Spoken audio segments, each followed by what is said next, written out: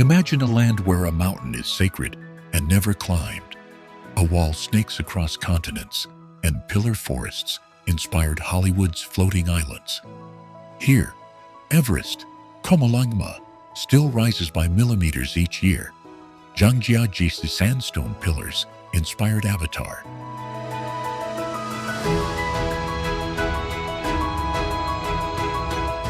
In this video, we'll trace a path from ancient palaces and misty lakes to ice cities, golden peaks, pandas, and the Yangtze's hidden histories, revealing surprises even seasoned travelers miss.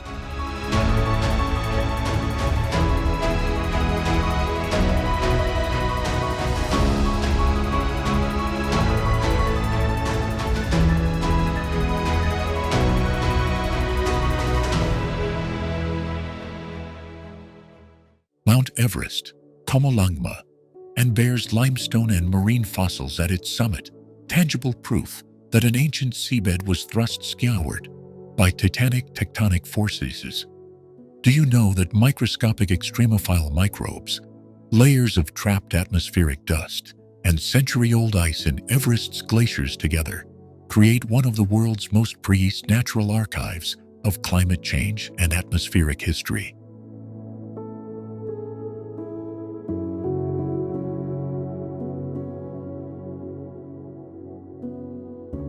The mountain's flanks are threaded with hanging glaciers and treacherous crevasses like the Khumbu icefall that funnel ice and meltwater down into river systems.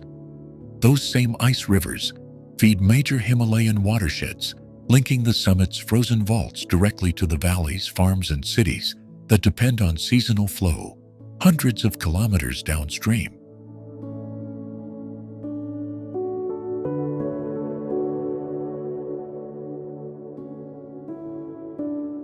Sherpa communities in Everest's shadow combine ancient Tibetan spiritual practice with modern mountaineering knowledge, maintaining monasteries, high camps, and local conservation traditions. Their festivals, oral histories, and sacred sites form cultural corridors that connect Rongbuk and Kumjung to broader networks across the Tibetan Plateau and Nepal.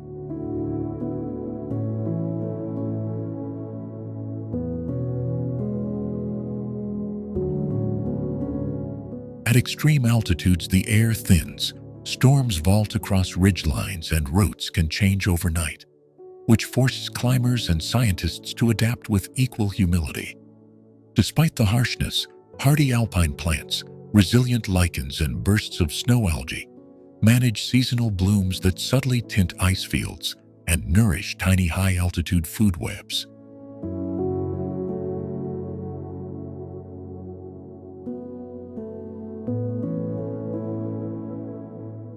Researchers treat Everest as an open-air laboratory, extracting ice cores and rock samples that preserve records of monsoon strength, volcanic ash, and even far-off industrial pollutants.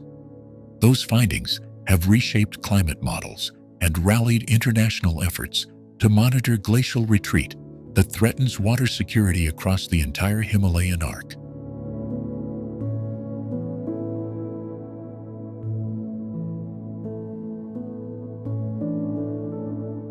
The name Qomolangma, Holy Mother of the World, captures local reverence and influences policies that balance pilgrimage, tourism, and science on the mountain. Cross-border cooperation between Nepal and Tibet now fosters protected corridors where elusive species like snow leopards and Himalayan musk deer move along the same ridgelines that climbers traverse.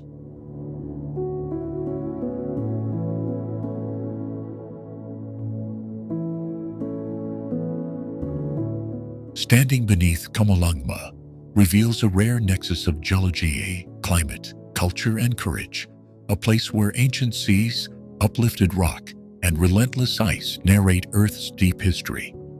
From here, we can descend into the Khumbu Valley to meet the people and scientists translating Everest's signals into practical plans for preserving water, culture, and biodiversity for generations to come.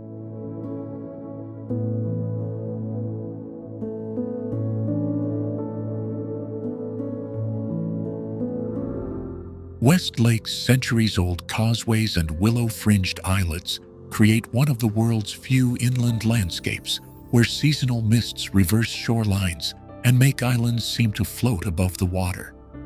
Do you know West Lake in Hangzhou inspired classical garden design across East Asia and was inscribed as a UNESCO World Heritage Cultural Landscape for that living interplay of nature and human craft?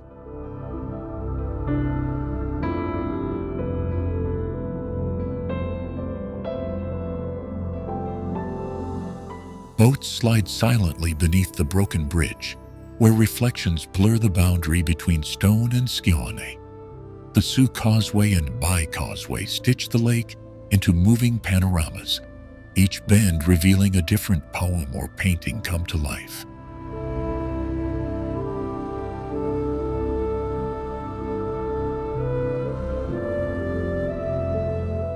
Early in the morning, fishermen release lotus boats, and pedals rinse the wooden planks with pink and white. In autumn, the hills beyond the lake flare with crimson and gold, turning mirror reflections into a second mountain range.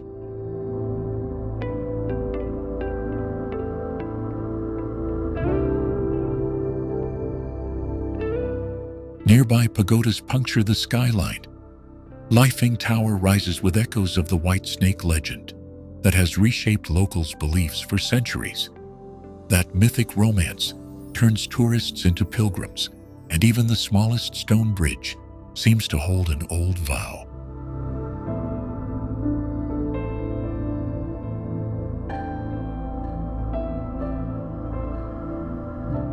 Walkways lined with osmanthus trees scent the air so heavily in September that entire evenings are remembered by scent alone.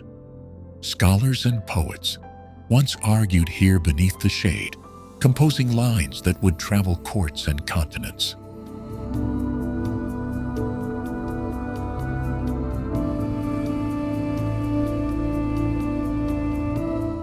West Lake's water management is an ancient art. Hidden sluices, dikes, and lotus beds were engineered to balance irrigation, fishery, and beauty. Local conservators still follow those traditional rules, blending ecological care with centuries-old aesthetics.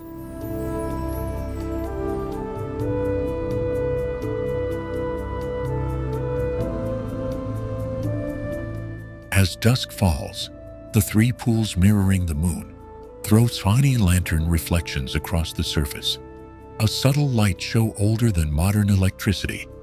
Boatmen hum old refrains while the tea houses along the shore pour cups that seem flavored by the lake itself.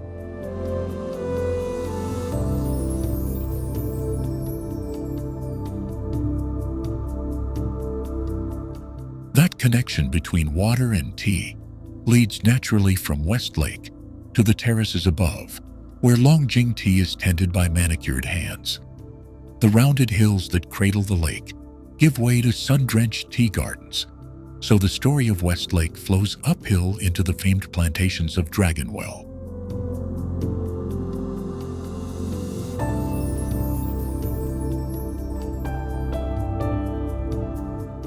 Each tea leaf harvested here is steeped in the mythology of the lake. Pickers often pause to watch mist roll across the expanse they tend. In spring, photographers line the banks to capture the exact moment when peach blossoms meet refraction, images that travel the globe.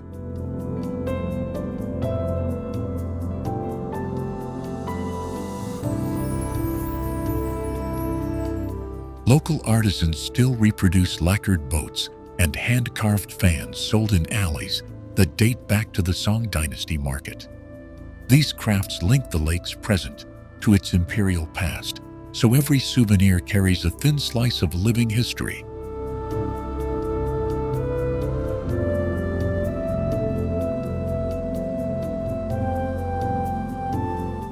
During festivals, the causeways fill with lanterns, and the reflections double the crowd, creating an illusion of two cities facing one another. Conservators carefully stage these celebrations now, balancing tourism with the fragile ecology of shallow waters and reed beds.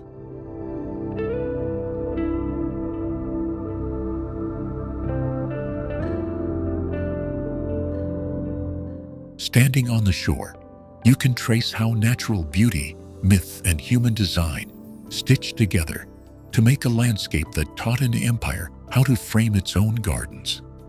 Leaving West Lake, the path naturally winds upward to tea terraces, carrying visitors from liquid mirrors to the steamed green cups that finish the story.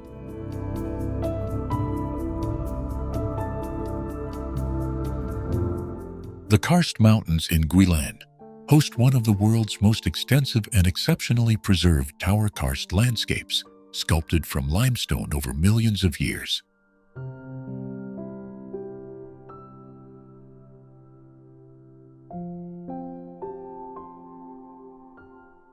Do you know the Karst Mountains in Guilin hide networks of underground rivers and caves that reshape the region with each rainy season?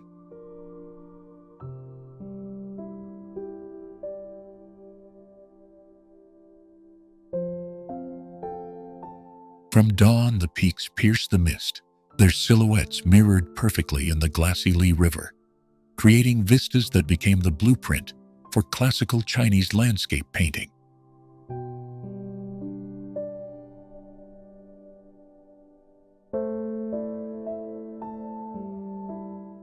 Local fishermen still practice centuries-old cormorant fishing on these reflective waters, a living link between human rhythm and geological time.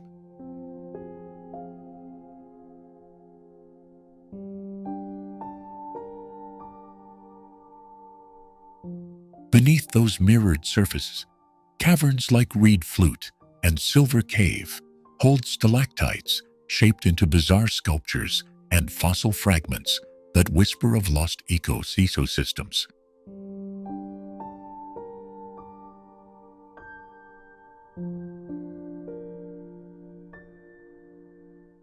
Archaeologists have uncovered Neolithic remains and ancient inscriptions in karst caves, turning these stone towers into pages of human history as well as geological record.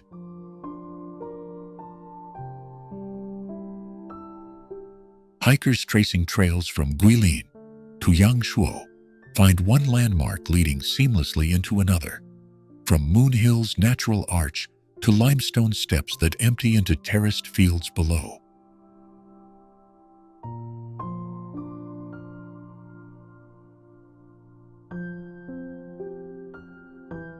That continuity is why artists, poets, and cartographers have long read this terrain like a living atlas, each peak a named chapter in a human story.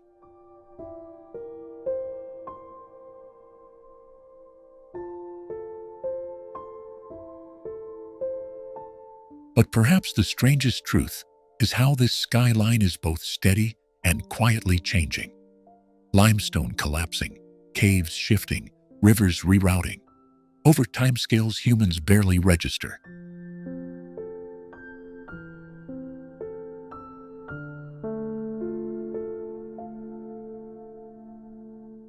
To stand in Guilin is to witness an ongoing conversation between water, stone, and human hands, a story you can trace downstream to villages and up into the bones of the earth.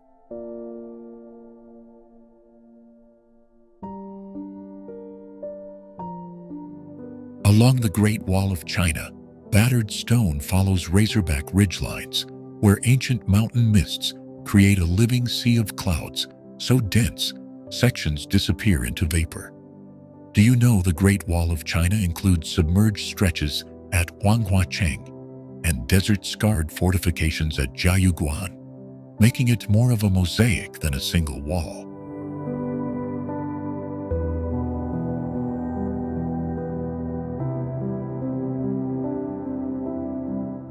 Beyond its military purpose, the wall has become an unlikely refuge for plant life and birds, tracing microclimates from temperate forests to arid dunes.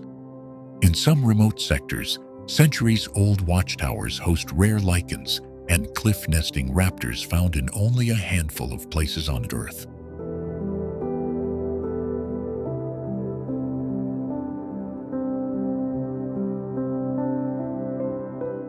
Stone from villages, recycled brick, and local timber tell a story of communities building, reshaping, and even abandoning pieces of the wall across dynasties.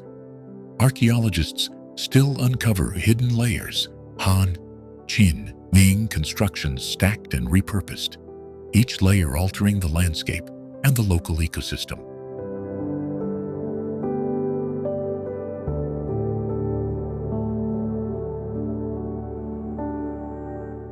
Walk one ridge and you move from wind-blasted desert ramps to mossy slopes where spring floods once submerged lower battlements, preserving secrets beneath silt. These transitions explain why the wall links so many Chinese landscapes, serving as a spine that guides rivers, villages, and ancient trade routes alike.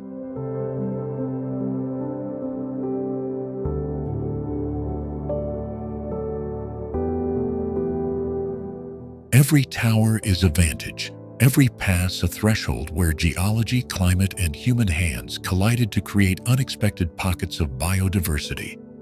The Great Wall's grandeur is measurable not only in length, but in how it shaped migration paths for people and wildlife across millennia.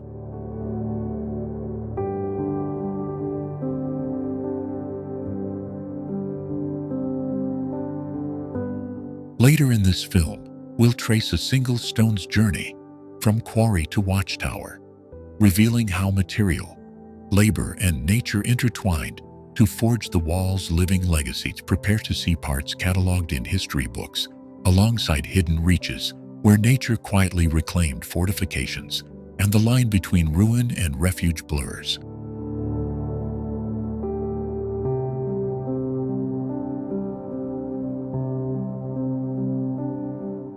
Zhangjiajie National Forest Park contains over 3,000 quartz sandstone pillars, some rising more than 200 meters, a geological formation found in only a handful of places on Earth.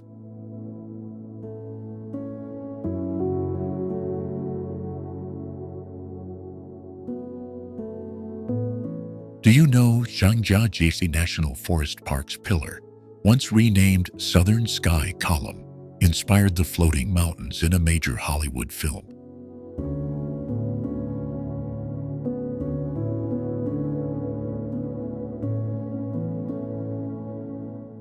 Fog and subtropical humidity cloak these pillars in shifting veils that make rock seem to float like islands in the sky.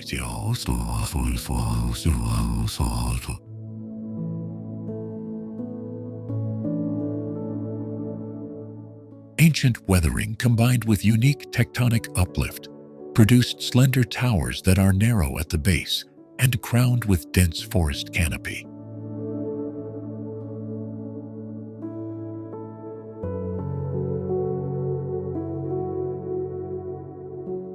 Walk the glass-bottomed bridges and the dizzying Beilong elevator, and you feel the wind that shaped the stone across millennia.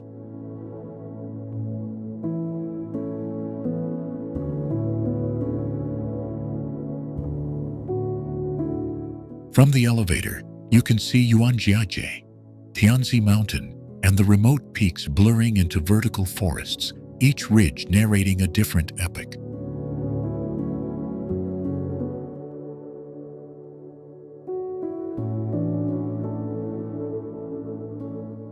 Zhangjiajie preserves the most surreal pillars, while Tianzi offers panoramic summits, once named for a Ming Dynasty rebel.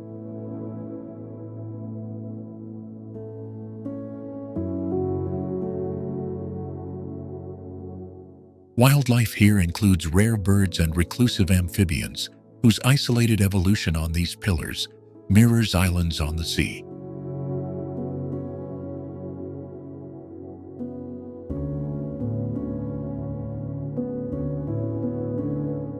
Local Tujia legends speak of spirits who carved cliffs into ladders and temples, and villagers still pass down root names that map myth onto rock.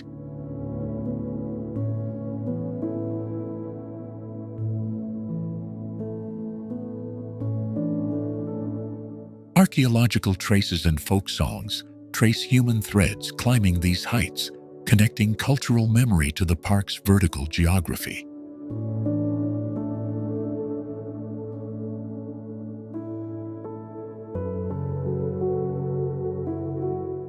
Engineers worried about the Bailong elevator, yet its transparent shaft links study and spectacle.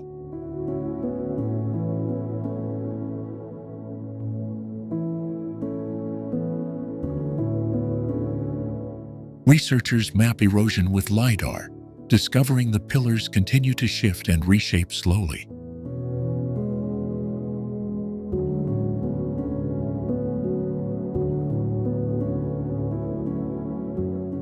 Return in different seasons, and the sculptures wear new faces.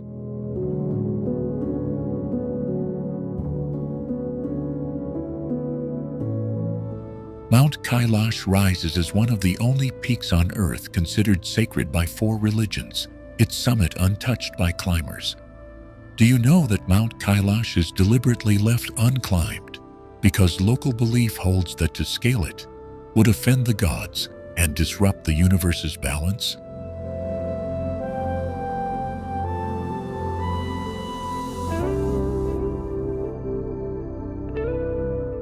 Pilgrims from across Asia undertake the 52-kilometer Kora around its base, a circumambulation that tests body and spirit.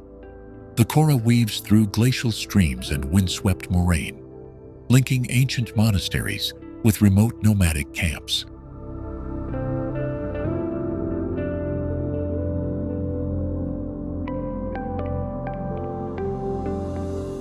For Tibetans, Hindus, Jains, and followers of Bon, Kailash is the literal center of the world, a metaphysical pillar that maps their cosmologies. Its snow-lined ridges and stark basalt faces have inspired myths that tie the mountain to creation stories and cosmic courts.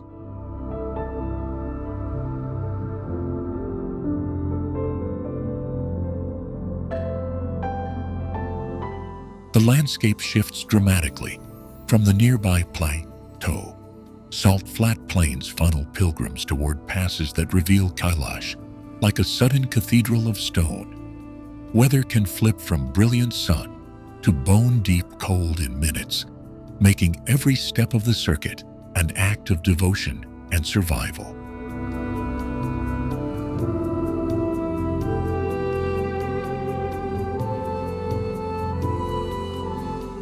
Along the road, small shrines appear where legends say hikitas once meditated. Their whispered chants carried down valleys for centuries. Nomads still graze yaks beneath the mountain's shadow, offering tea and shelter to weary travelers who arrive by foot and by prayer.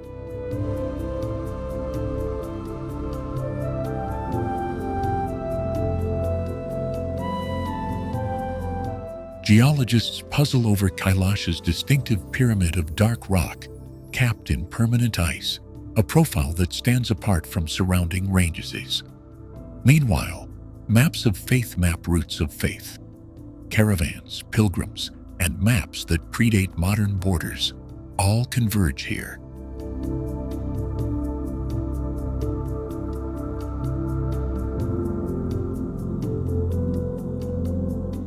The Kora ends at the sacred lake Mansarovar, its blue surface reflecting the mountain like an otherworldly mirror.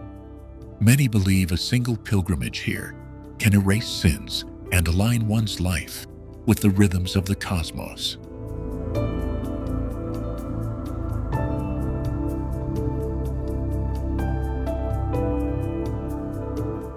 Even satellite images can't capture the quiet intensity pilgrims describe when the last bend reveals Kailash in full glory.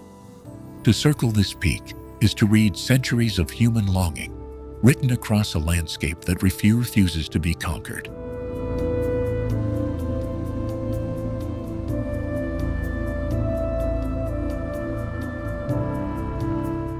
Travelers leave the circuit changed, carrying back stories of strangers who became companions under the same cold star. Their footsteps trace a cultural corridor that connects highland monasteries to lowland temples, linking belief across thousands of kilometers.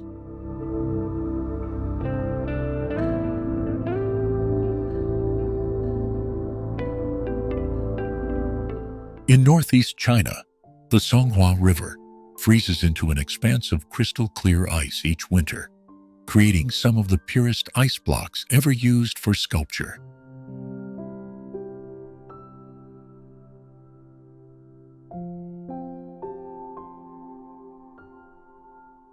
Do you know the Harbin International Ice and Snow Festival builds towering cathedrals and replica skylines from that very river, using blocks weighing up to 20 tons?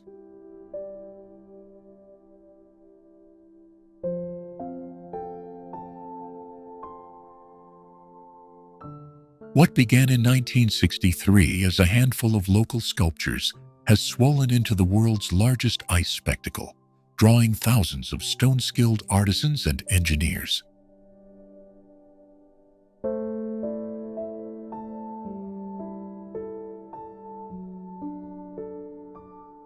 Artists carve entire palaces the size of football stadiums, while technicians temper the ice and lay millions of LED lights that bring the frozen architecture to incandescent life.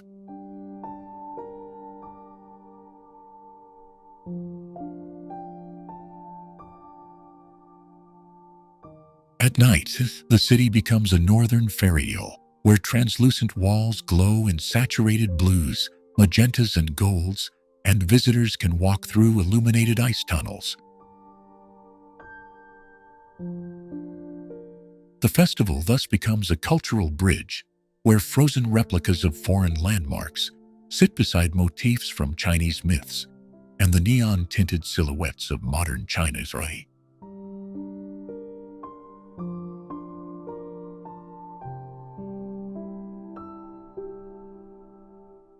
But these monuments survive only while temperatures cooperate. When a Chinook arrives, or an unseasonal thaw begins, entire sectors must be reinforced or dismantled overnight.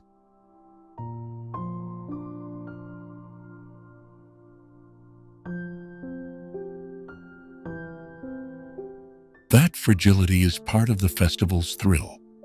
Visitors are aware they are watching something transient, a winter-only architecture that will return to river and ski come spring.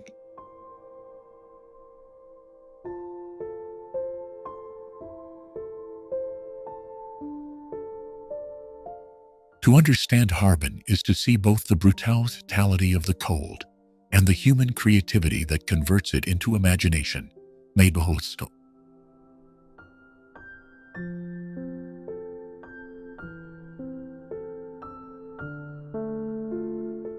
And as we leave the frozen cathedrals behind, the cold pixels of Harbin's lights melt into the long twilight that leads us onward to the next northern wonder.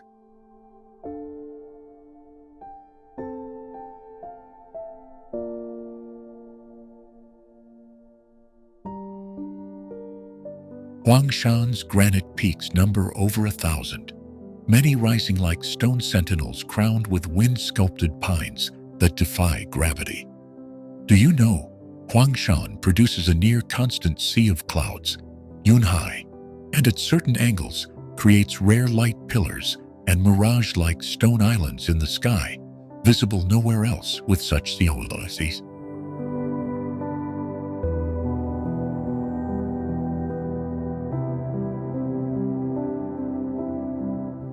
From the mist-veiled valleys to the jagged skyline, every path here is a stairway through living landscape and folklore. Trails carved centuries ago wind past gnarled pines, hidden springs, and cliffside inscriptions that whisper the footsteps of pilgrims and painters.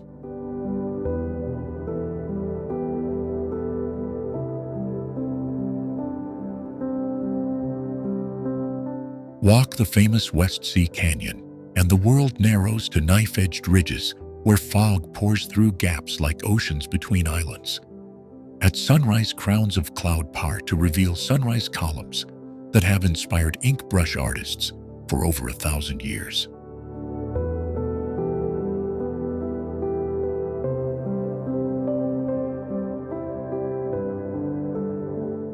Small mountain villages at the base, like Tangkou, keep the mountain's recipes, stories, and hot springs bubbling for tired climbers. Locals will tell you which stones are named for their shapes, the lotus, the turtle, the guest greeting pine, and how each changed after a storm.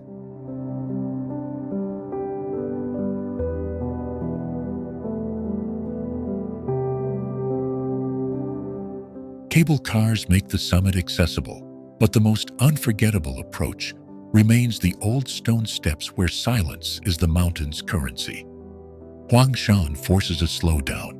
Weather shifts in minutes, light redraws ridgelines, and viewpoint points recompose like gallery exhibitions.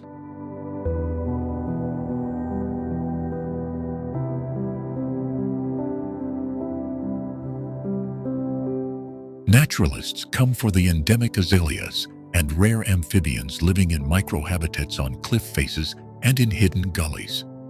Photographers chase the cloud seas and the elusive Huangshan ghost, a Brocken specter reflected in fog and light, an optical trick that feels mythic when it appears.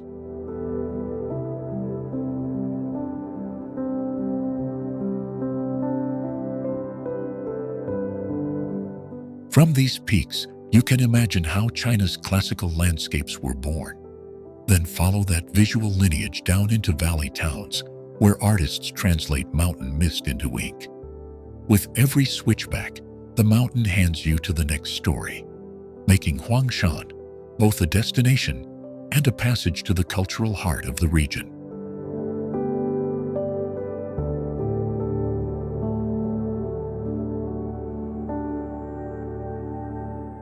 Perched above Lhasa on Marpori, the Potala Palace crowns the Tibetan plateau at roughly 3,700 meters, one of the highest historic palaces on Earth. Do you know that its layered white and red facades were designed not only for spiritual symbolism, but also to withstand fierce Himalayan winds?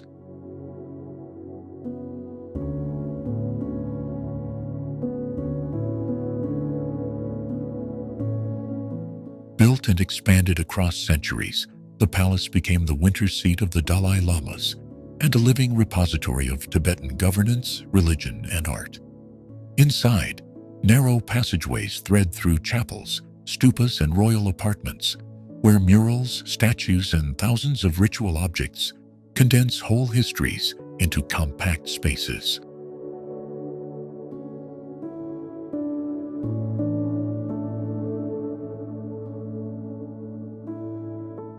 The Red Palace rises at the core, housing sacred shrines and the towering tombs of past Dalai Lamas, carved with lacquer, turquoise, and gold.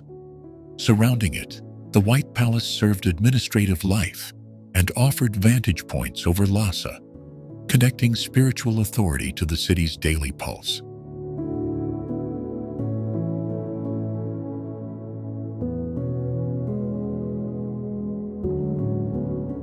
Every stone was carried by hand across steep paths.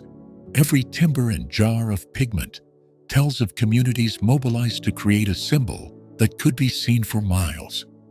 From its courtyards, pilgrims chant in a rhythm that threads the palace to Jokang Temple and the Barkor Market, stitching spiritual practice into urban life.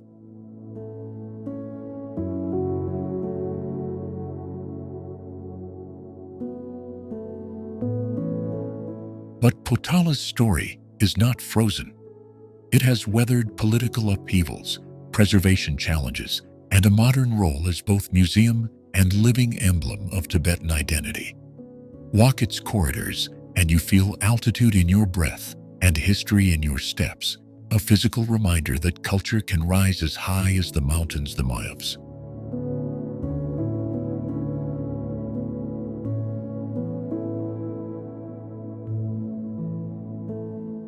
Soon we'll step beyond its gates to follow pilgrims down to Lhasa's bustling streets and up to remote highland lakes, tracing how the palace anchors a landscape of belief. What hidden relics and whispered legends remain inside those layered walls, and how do they shape the way Tibetans see their world today?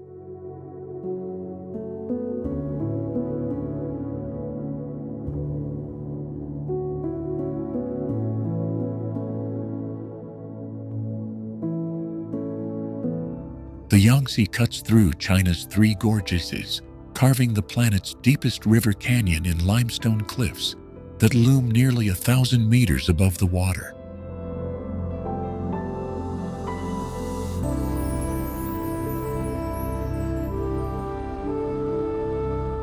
Do you know the Yangtze's three gorges hide submerged ancient towns and a river dolphin that once lived nowhere else on Earth?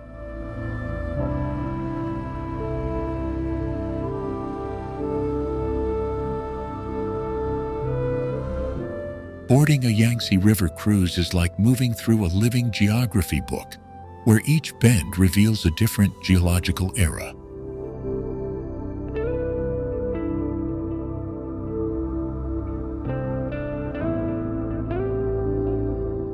One day, you'll drift past sheer red rock walls, and another, you'll glide into narrow, fern-lined tributaries like the Shenong stream that feel almost primeval.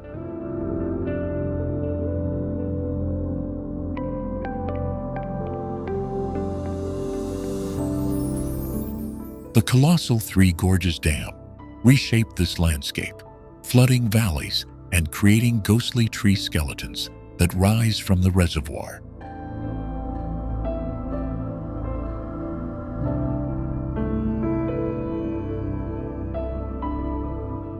Yet terraces, tea fields, and ancient cliffside carvings cling to the high banks, marking where communities adapted to the river's moods for millennia.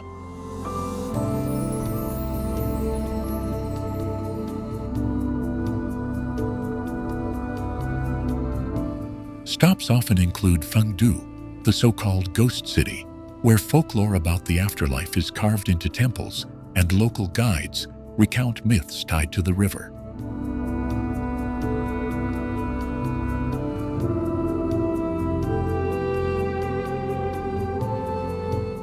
From there, the cruise connects to Chongqing's neon bustle upstream and Yicheng's quieter ferry terminals downstream, folding modern industry into timeless scenery.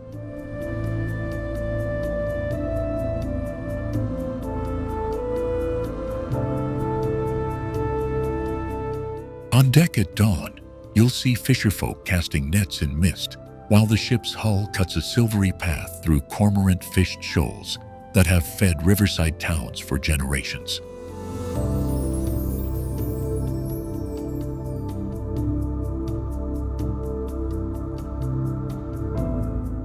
At night, lantern-lit shorelines and the occasional light of a solitary farmhouse remind you the Yangtze is both a highway and a living community, not a museum piece.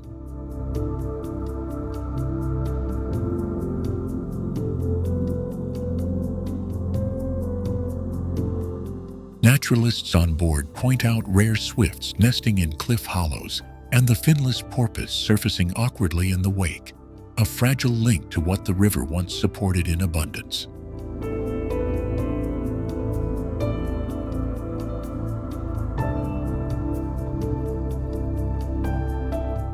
As the cruise threads from gorges into more open water, the river reveals hidden side valleys, archaeological sites, and the subtle traces of civilizations that rose and moved with its floods.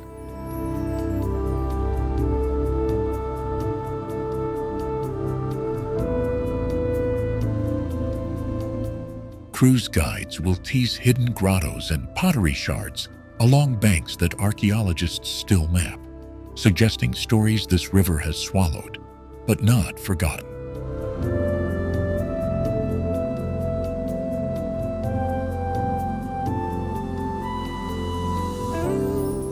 If you think the Yangtze is only about power and passage, the cruise will slowly prove otherwise, revealing quiet, strange beauties that make you question what a river can keep and what it must give up.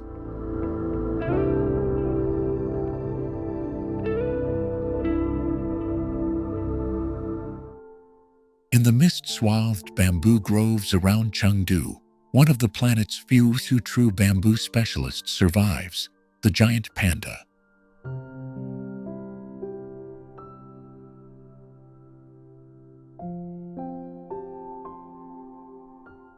Do you know the Chengdu research base of giant panda breeding created in the 1980s, became the template for modern panda conservation and global breeding programs.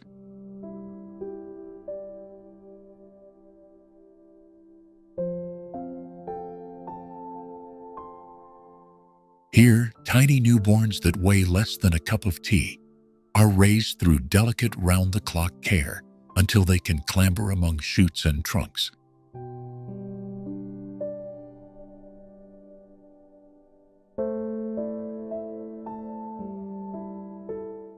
Keepers and scientists developed techniques, from artificial insemination to nursery rotation, that turned desperate survival into steady recovery.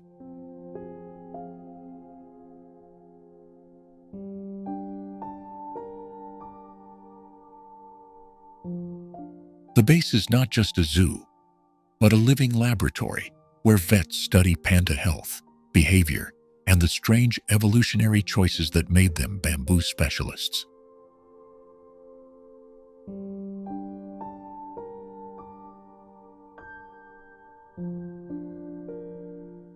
Pandas still have the digestive system of a carnivore, yet they spend most of their day eating dozens of kilograms of bamboo to survive.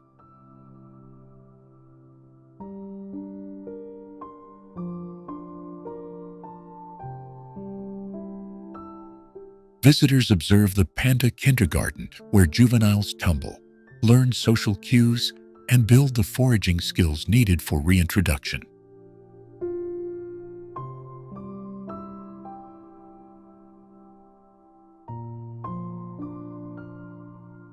Behind those playful scenes, technicians record vocalizations, test scent cues, and even use noseprint identification to track individuals.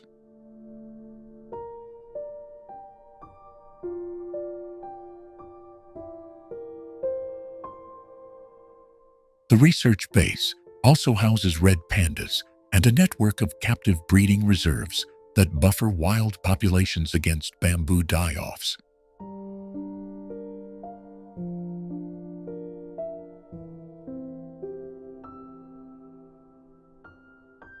Its conservation teams prepare selected pandas for release, teaching them to find food and avoid predators in semi-wild enclosures.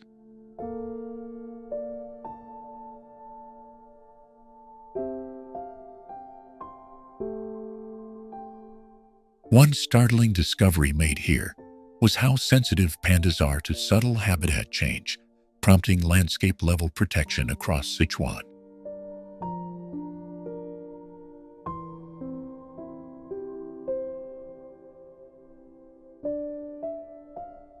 Those protections created corridors, linking fragmented forest patches, allowing wild pandas to move and mate more freely.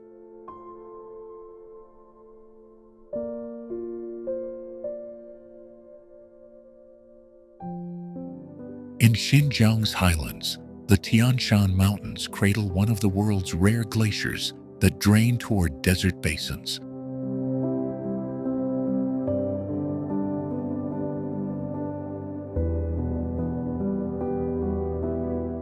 Do you know that seasonal melt from those ancient ice fields sculpts ephemeral highland lakes whose surfaces can vanish within months?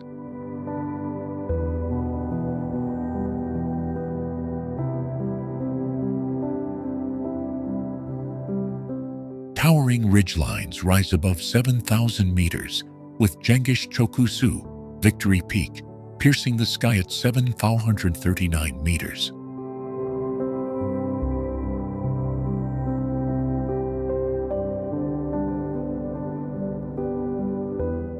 Those giants trap moisture from distant seas, feeding rivers that thread down into the Ili Valley and onto the Silk Road oasis towns.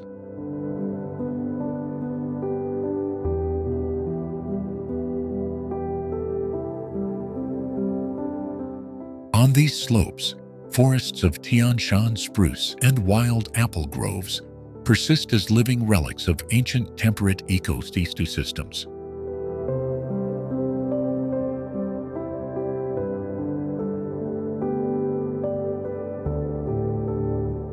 Their seeds traveled with caravans, eventually planting the world's first domestic apples and linking mountain ecology to human history.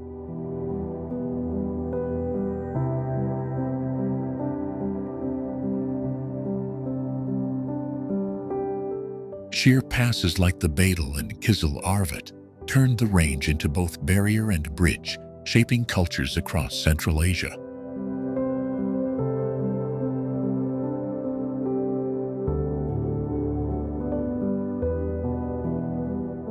From Kashgar's bazaars to Almaty's foothills, traders followed routes carved by rivers, borne high in these snowbound amphitheaters.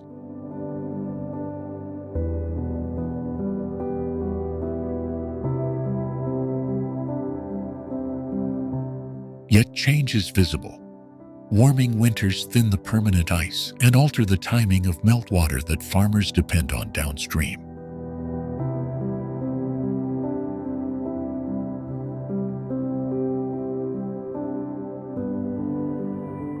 Conservationists race to map glaciers and ancient geysers, hoping to predict water futures for cities, pastures, and seasonal wetlands.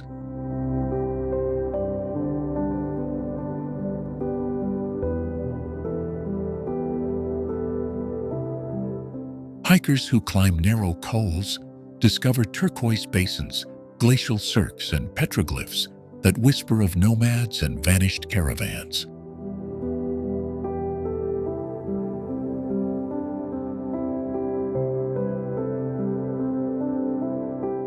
Each valley folds into another, a chain of microclimates where alpine meadows bleed into arid steppe within a day's walk.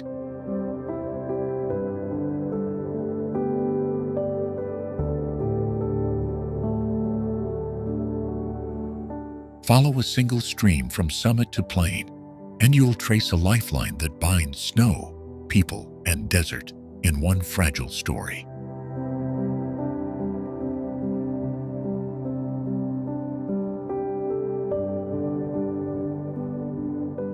And as we leave Tianshan's shadow toward the Taklamakan's edge, you'll see how mountain water sustains some of China's most surprising deserts.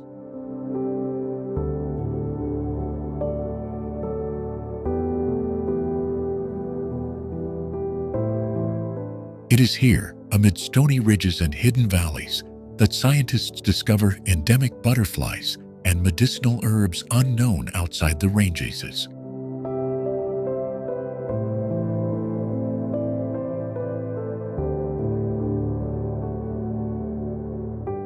Their discoveries reshape our understanding of how isolated mountains seed biodiversity across continents, turning Tianshan into a natural laboratory.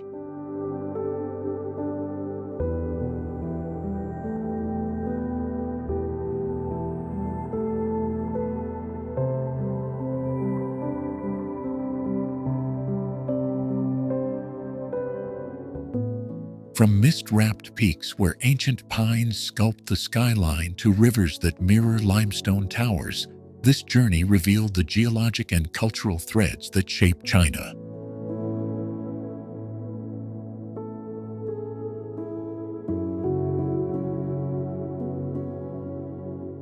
We traced a path from the cloud forests of Zhangjiajie to the terraced fields clinging to the slopes of Yuanyang, each landscape folding into the next like chapters of the same story.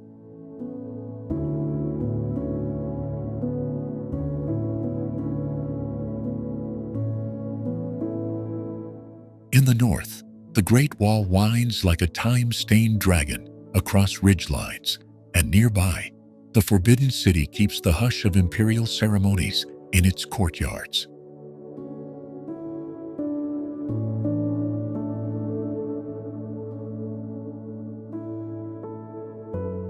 Southward, limestone karsts rise from the Lai River, while ancient fishermen still ply the same channels that once fed dynasties and trade.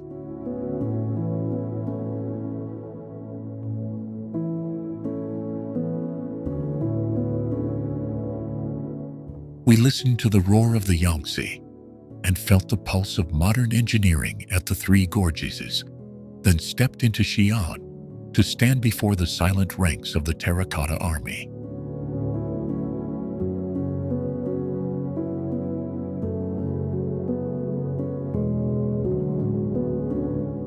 Between megacities and remote villages, whispers of tea culture, silk roads, and minority festivals threaded communities together, revealing how human hands have shaped and been shaped by the land.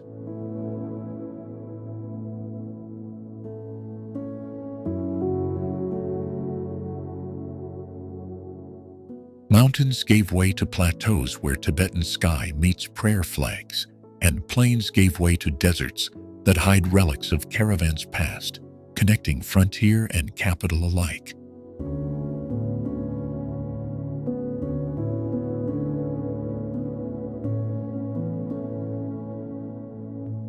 We saw endangered pandas in bamboo forests, tasted spices in Sichuan kitchens, and slept beneath lantern-lit alleys that remember poets and merchants.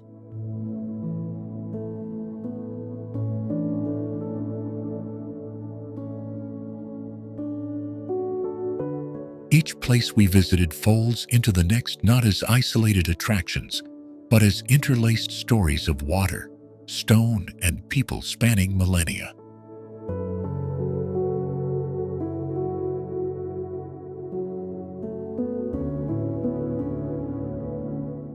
As you leave this journey, carry more than images, carry the question of how ancient landscapes continue to influence futures, and the urge to return and discover what else is quietly extraordinary.